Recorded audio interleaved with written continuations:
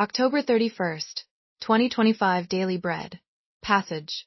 Joel chapter 3 verse 1 to verse 21. Key verse 16b. Title. The Lord is a refuge and a stronghold.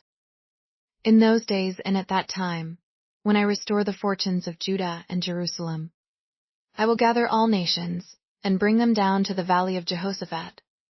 There I will put them on trial for what they did to my inheritance, my people Israel, because they scattered my people among the nations and divided up my land.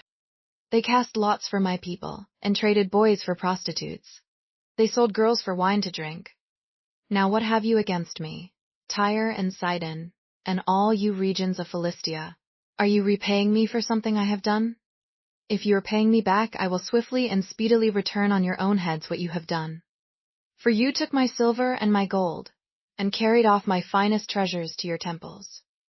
You sold the people of Judah and Jerusalem to the Greeks, that you might send them far from their homeland.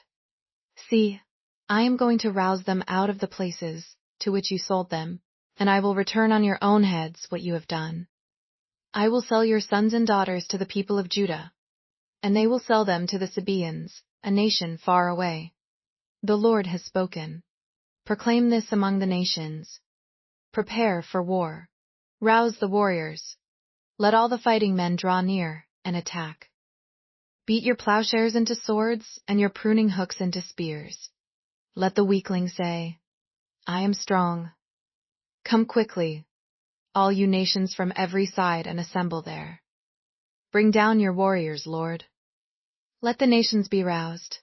Let them advance into the Valley of Jehoshaphat, for there I will sit to judge all the nations on every side. Swing the sickle, for the harvest is ripe.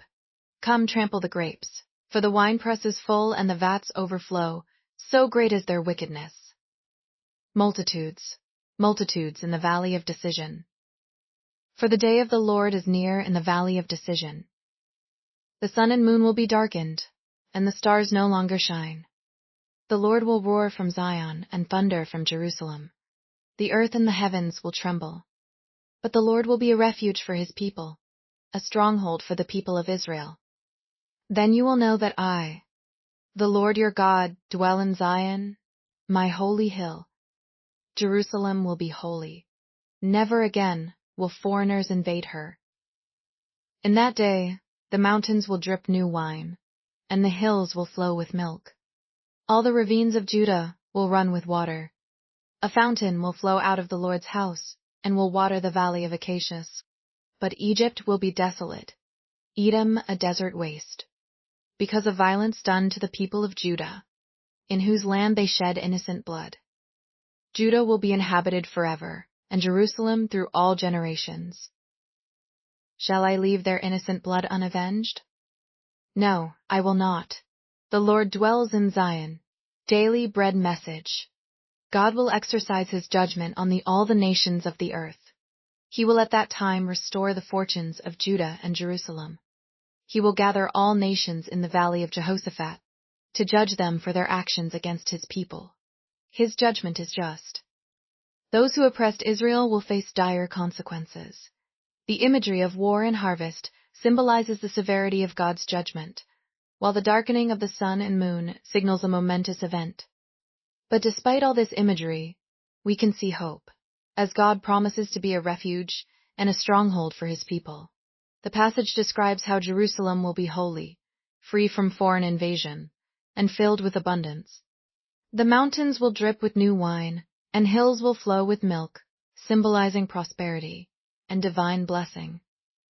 We see God's justice as he promises to avenge the innocent blood shed by Israel's enemies.